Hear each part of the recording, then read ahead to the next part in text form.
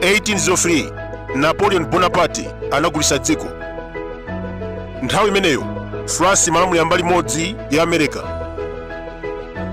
Napoleon atambana ndi Britain anagulitsa pofuna ndalama zomenyera nkhondo. Lero mukamamva Louisiana, Colorado, Kansas, Missouri, Oklahoma, Iowa, Nebraska, Dakota, America inachita kugula kwa Napoleon. 1848 Mexico inali ndi ngongole kwa America. Anagulitsa California, Arizona, Nevada pa mtengo chipa. Ndikunena pano madera onsewa ndi America. Anthu aku Mexico amapita ngati immigrant kuwafuna ntchito. Kalekale Spain inachita colonize dziko la Cuba. Ataluza nkhondo anapinyolitsa Guantanamo ku America. America inamanga ndende Army Barracks Factory. Ngakhale Cuba inalandira ufulu alibe gawo pamalo amenewa. America imalamulirabe Guantanamo Bay ponena kuti anachita kugula kuchokera ku Spain. Ku Mauritius kuli chilumba Diego Garcia. 1966 anapinyolitsa kwa Atsamunda. Lero akawapempha kuti achoke amakana. Britain imatiuza kuti malowo ndi awo anachita kugula. Leronso tikuona Chakwera mu zaka 4 wapinyolitsa mapiri. Akukonza plani yogulitsa Likoma Island. Nkhani imeneyi ndiyovutirapo. Mbuyomu akatswiri anapeza miyala ya mtengo wapatali ndi mafuta ku Likoma. Chodabwitsa china ogulawo akuti afuna kupanga kasino koma kupasidwa malayisensi a migodi.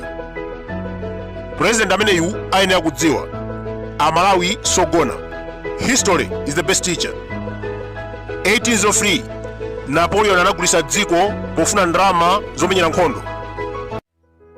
Mapeto ake analuza ndi kuchosedwa pa mpando. Nayenso Chakwera akupinyolitsa mapiri pofuna ndalama zolimbana ndi opposition.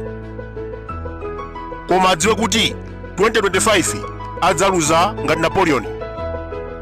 Taona masiku apitawa Chimwendo Banda anakuma ndi Grezeda. Agwirizana kuti mayiwa alowe MCP.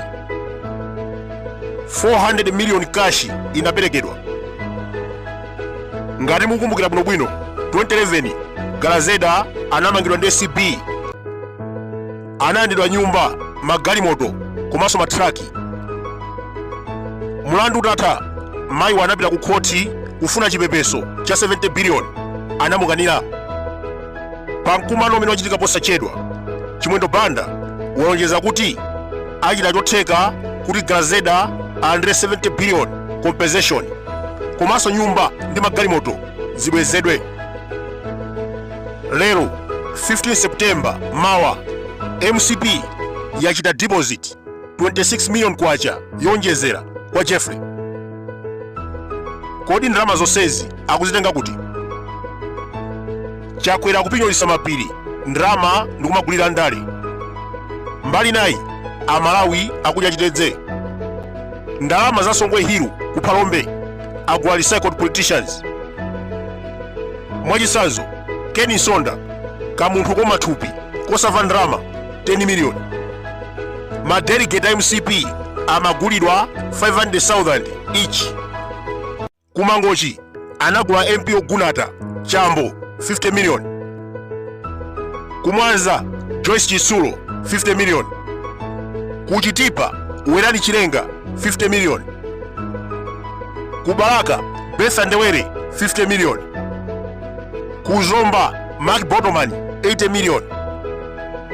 Ndelero agwa Grezeda 400 million, 26 million plus compensation ya 70 billion.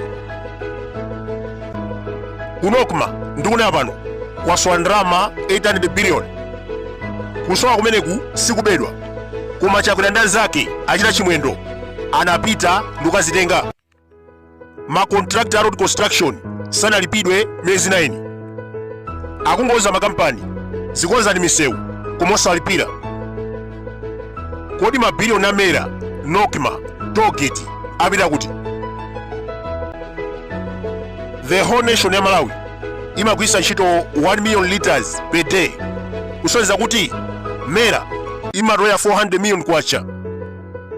Ndalama zonse tikawerengesa zimene atolera 300 billion ku masiku oneka kumene apita. Akamapangisa misonkhano amatiuza kuti tipirire, boma libe ndalama. Akulephera kugula chimanga chodyesa anthu, koma akwanisa kugula grezeda 426 million.